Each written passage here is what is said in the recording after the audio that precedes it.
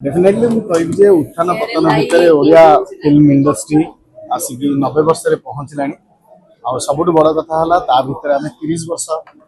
मोर career रोचे आ भितर तेणु निश्चित भाव में जदि मो लाइफ को देखी ताल निश्चित भाव में आगे कह डेफिनेटली गोटे समय आप जहाँ कहते मझी पीरियड टारे गोटे समय मौलिक कहानी ठार आम दूरी जाते कि एबिका समय आप देखु नेशनल इंटरनेशनल अवार्ड ठार आरंभ कर सिनेमा गुड़िक हल रे बहुत भल चली एबिका समय आप देखु कांगुला ठार आरंभ कर जिते गुड़े सिनेमा पड़ी सबू सिनेमा तार जो जपरी भाव में छवि छाड़ी लोक मान भितर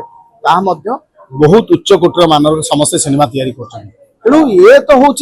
इंडस्ट्री बेले बेले हूँ तलू पड़ो बेले बेले उठब घुसुर आंठेब दौड़ तेणु ये अबिका मत लगुच आम दौड़ा पोजिशन अच्छु एवं इंडस्ट्री 90 वर्ष डेफिनेटली 100 वर्ष है बेलू इंडस्ट्री आमर बहुत ऊपर